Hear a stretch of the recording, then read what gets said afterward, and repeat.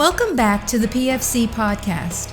The views and opinions you are about to hear are the speakers and do not necessarily reflect those of anyone else.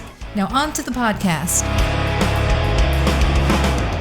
Well, normally I would say welcome back to the PFC podcast, but this is not. This is actually the inaugural episode of the MSIW podcast. And helping me with that is Nate. How you doing this morning? I'm doing well. Thank you, Dennis. I appreciate you having me here and appreciate access to your amazing audience. Happy I can help in any kind of way I can. I think this is super valuable. So if you don't mind, maybe just do like a real quick introduction of yourself and MSI. What does even MSIW mean? Oh, sure. Thank you. Yeah, so once again, I'm Nate. I'm the co-chair for the MSIW SOMA committee, along with Mike Hetzler, who's become a good friend and colleague throughout this endeavor. We've stood up recently we've had two SOMA we've had two SOMA meetings. The first one was a 4-hour 2 years ago, and then last year was an 8-hour, which I hope much of your audience had the opportunity to kind of participate.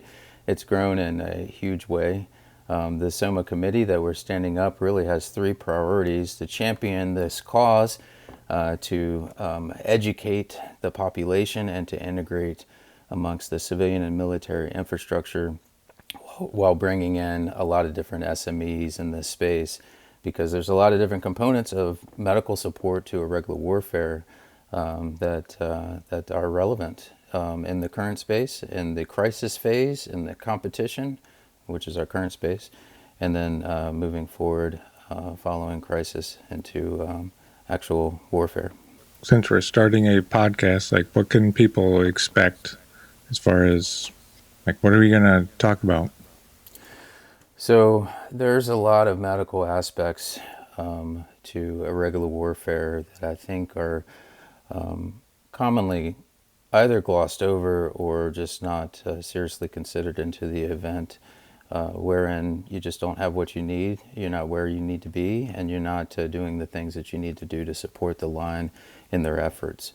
And I'm not just talking JFAO, I'm talking about the preparation of the battlefield through medical means, the preparation of the operational environment through medical means. We have a bit of a red coat syndrome, I believe, where we've been truly successful in the past through, having the control of the skies, air superiority, medevac available at any moment. We haven't had to do the things that you deep dive into in your podcast.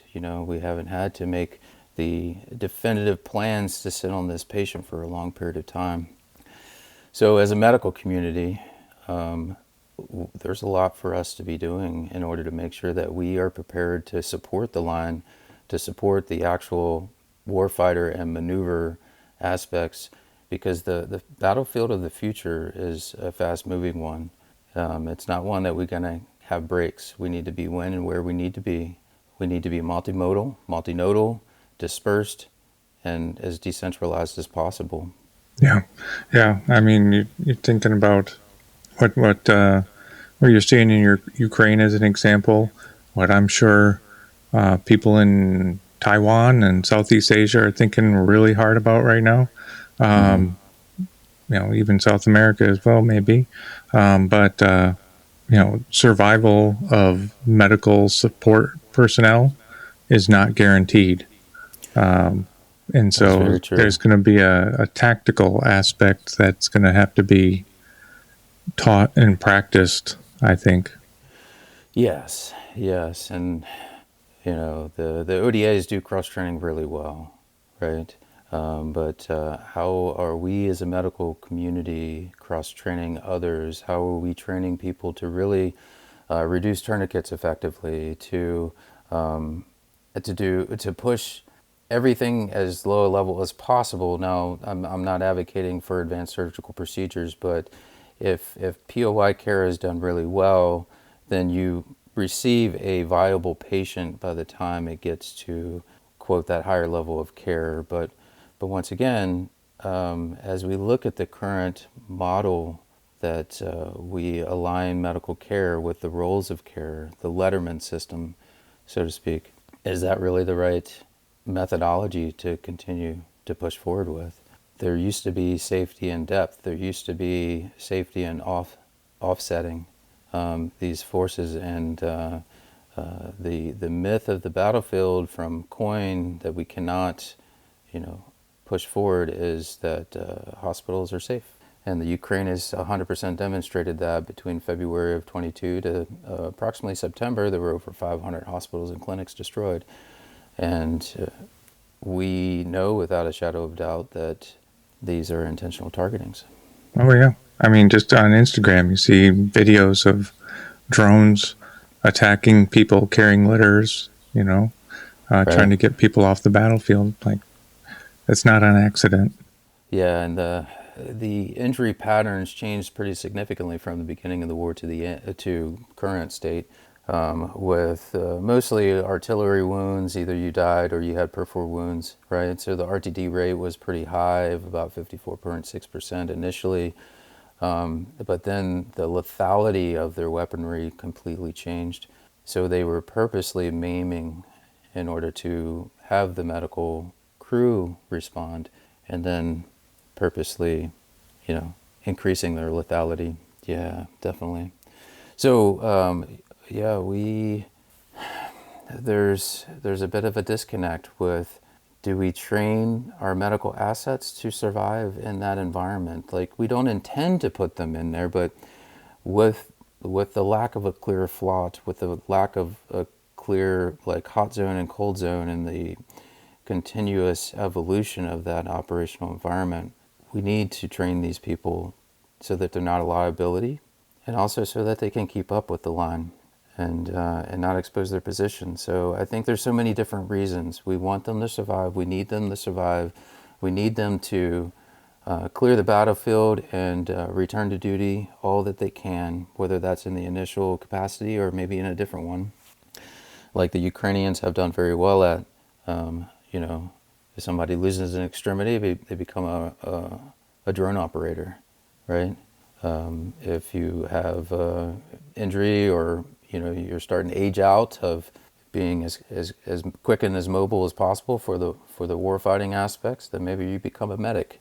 It's no offense to medics, right? But it's their TTPs have just changed. They're no longer responding to the actual POI, and they're implementing other technologies in order to evacuate that casualty, which I hope as an entity we're able to do that in our own system too, which, as we look at how do we more decentralize, how do we do things in a smaller capacity, CCP should not be a company or battalion sized thing. It should be as small as possible, with nodes, mini nodes, that then we evacuate personnel via potentially autonomous platforms.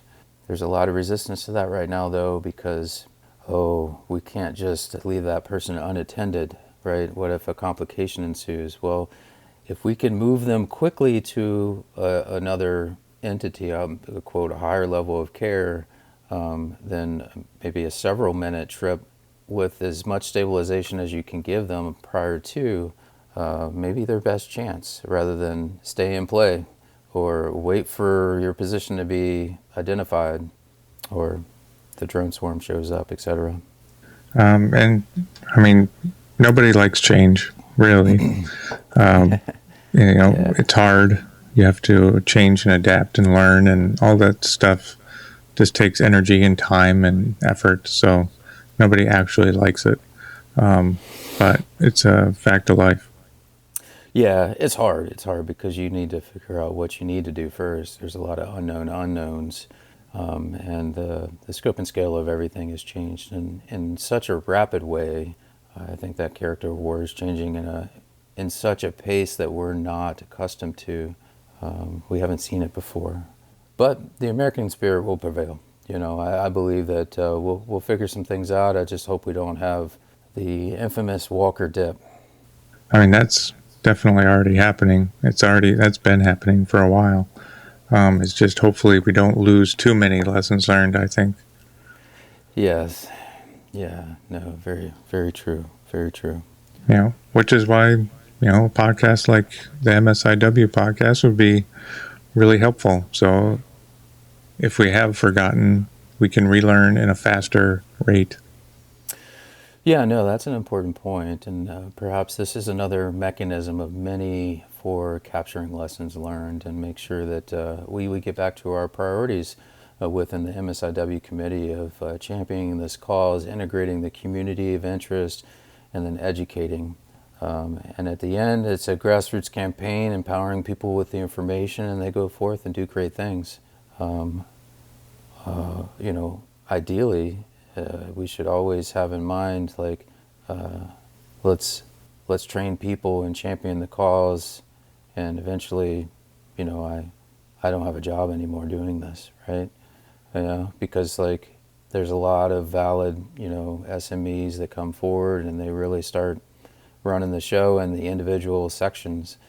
For instance, contested logistics, right? I know a little bit about it from my prior employments, but there's other folks out there that need to be running that show. Yeah. I mean, it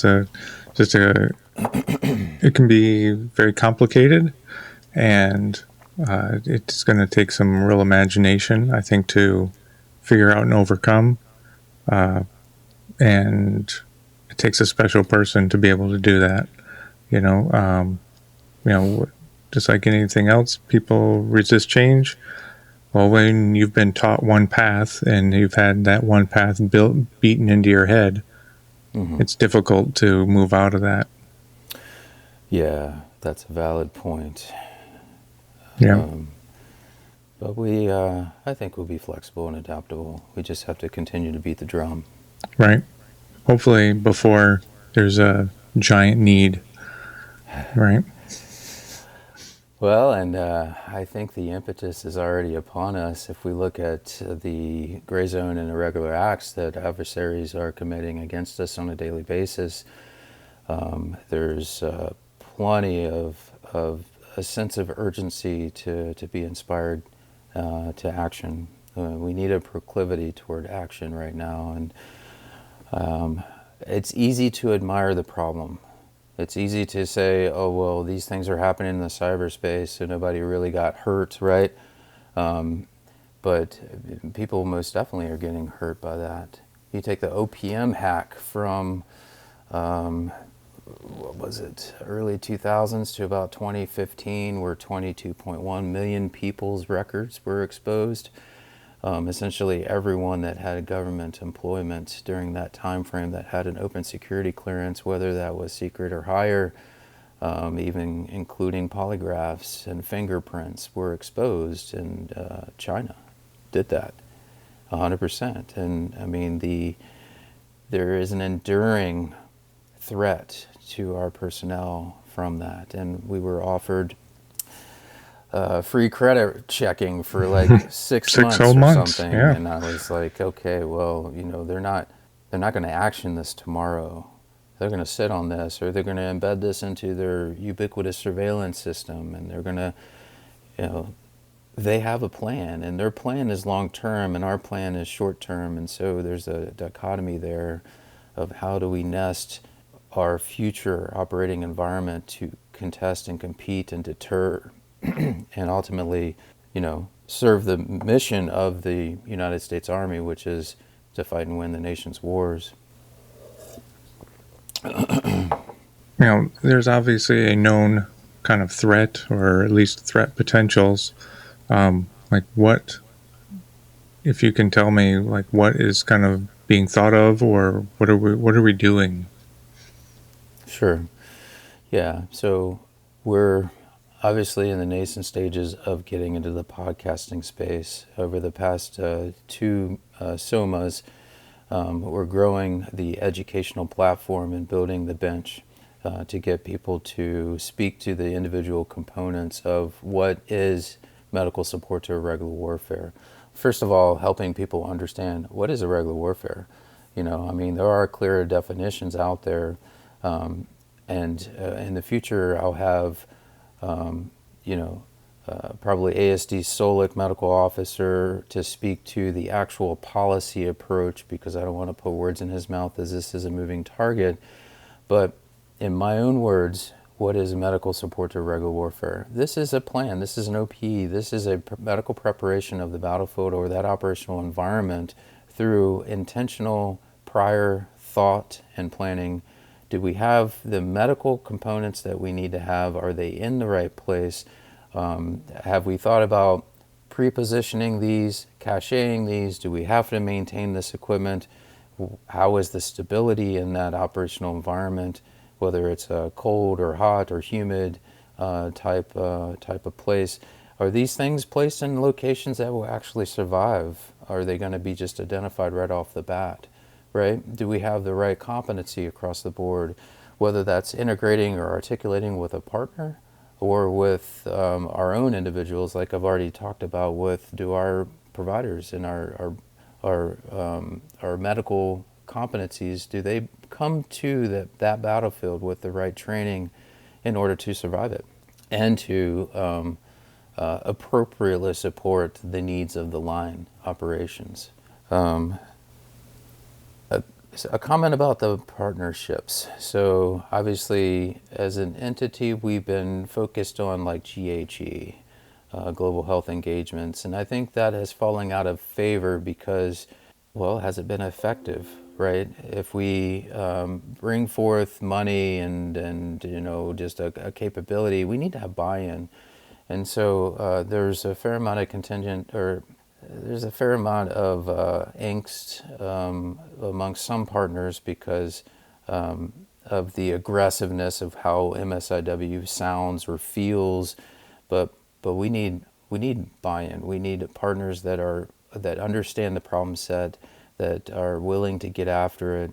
We're now seeing that in Europe, where they're dedicating 5% of GDP toward this problem, and large-scale combat returned to Europe in 22, right? That was a surprise to many, but it wasn't a surprise when we started seeing the blood build up on the border and a variety of other indicators that showed that this is about to happen. But there was a lot of disbelief.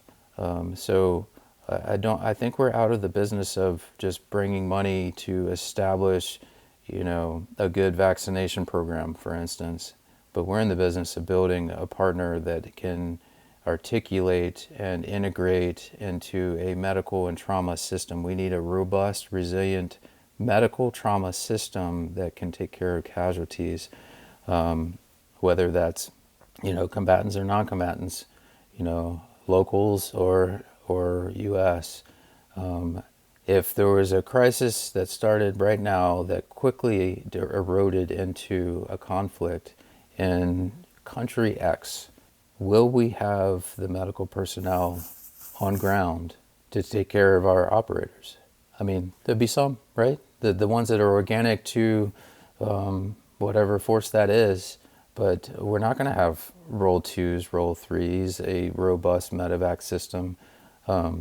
If we can prepare in advance for that, then perhaps that partner force would be better enabled, trained, with the appropriate competencies to provide good care. And I'm not just talking about like the creation of a G-force or an underground and auxiliary. I mean, all of these medical support to irregular warfare is across the competencies. It has conventional and unconventional aspects.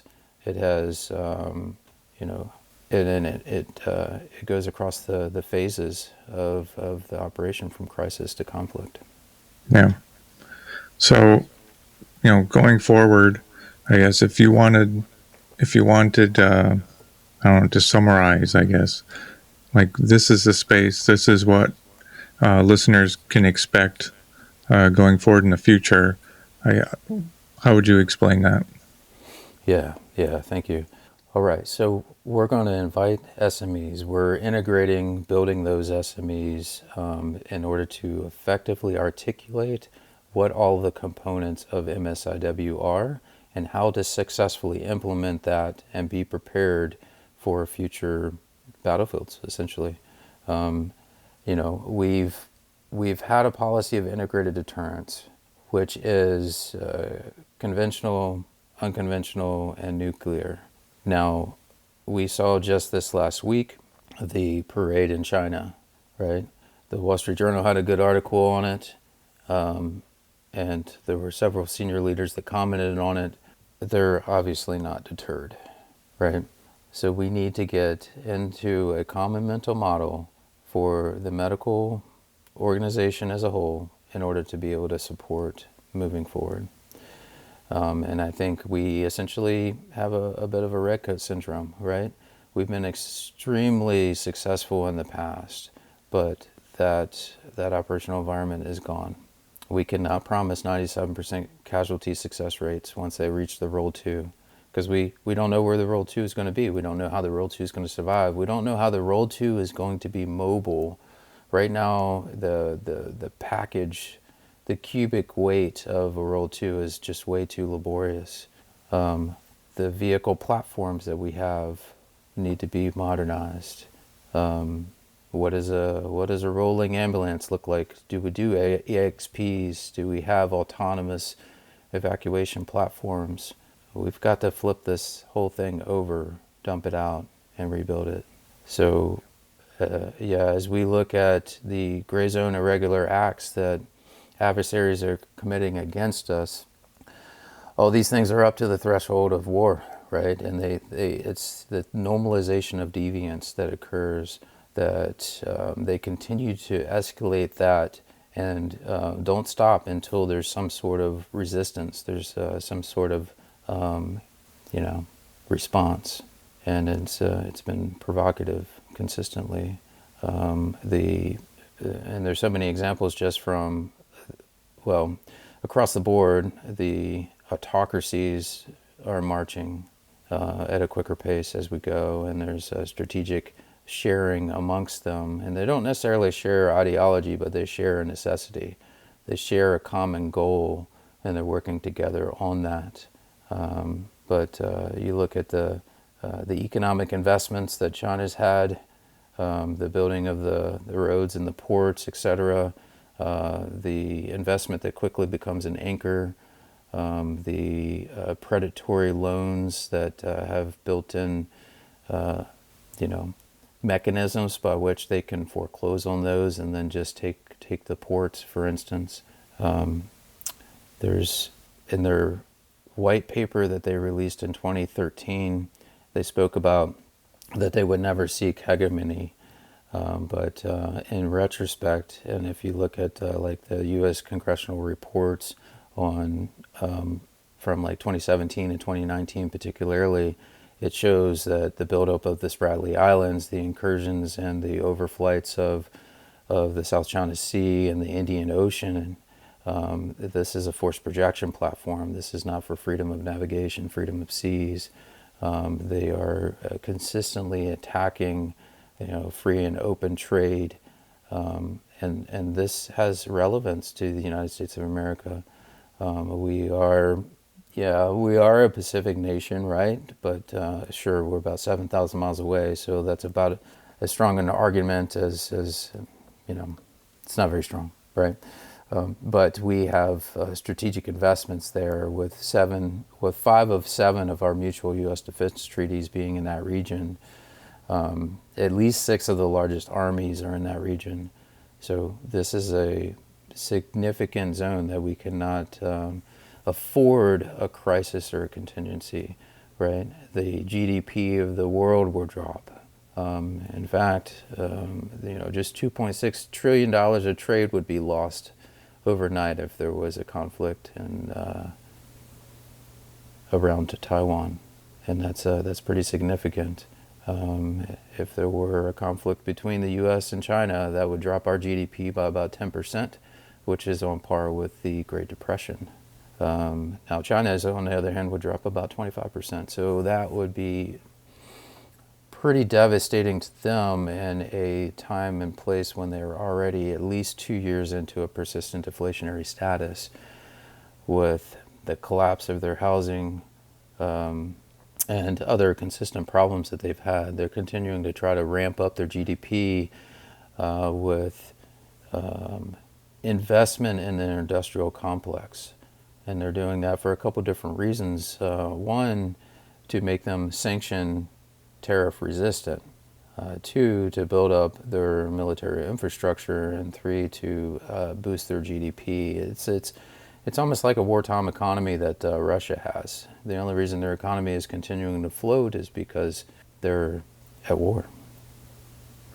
And I mean, people also forget you're talking about a country that's more than willing to let their people suffer for the greater good, per se. So, yeah, you bet. I mean, you look at the frozen chosen in Korea in the Korean War. I mean, we had 187 Battalion and Marines, and they fought extremely well against 10 divisions. I mean, they were just eventually overrun by 10 divisions of Chinese. So they have the population, although their population in the long term doesn't look super promising. I think they have a window of opportunity to act. And is their economic situation good for us or bad for us, right? I would not propose that it's good for us. I think that, once again, like, if you are trying to revive an economy, war is not necessarily bad for that. yeah, and that's just one of the problem children. Oh, yes, for sure. And we cannot predict the time and place of future crises. Like, they're called crises because they come up randomly and by chance, seemingly. I mean, sometimes there are things that precipitate that, of course, but it's usually not super clear until in retrospect. Awesome. Is there anything else that you want to put out about the podcast or the committee? Yeah. Once again, thank you for your time, and thank you to your audience. We're going to be rolling out a series of, with your help, to further delve into medical support to irregular warfare, and eventually get up on our sea legs and figure this thing out on our own. But certainly appreciate your sage advice and guidance on how to do this with your decade of experience in this space. It's certainly new to us, as was the SOMA 4-hour to an 8-hour meetings that we had, which I think is heading in the right direction.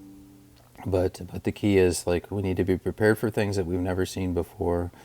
Yes, we have some experience that we can draw on from World War II, for instance, but the scope and scale of all of this is different. We need to be prepared to do things that we haven't seen. For instance, blood transfusions. Every conflict we continue to use more and more, right?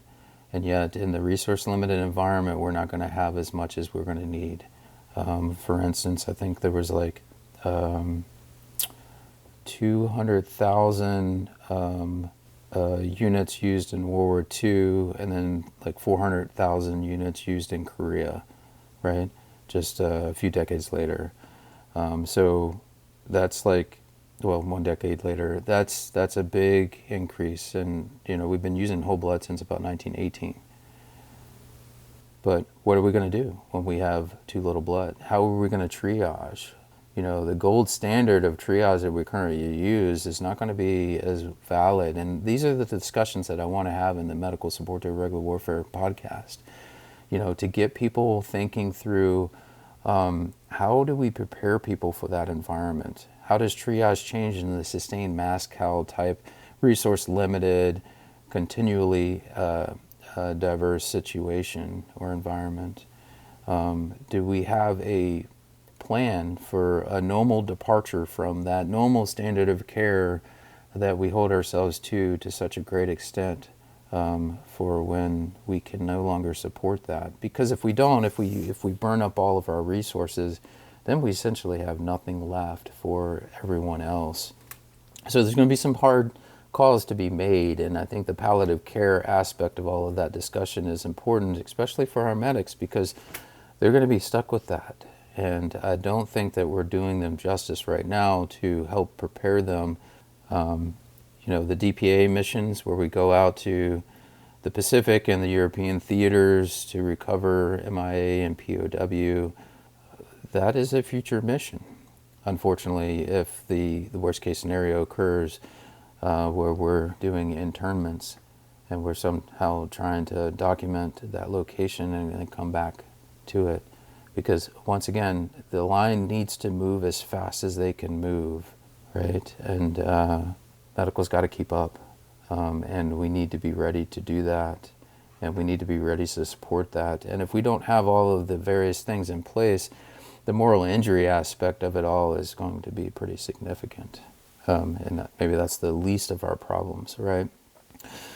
38,000 units of blood was used in the Tet Offensive, right? And we can't even comprehend that scale right now.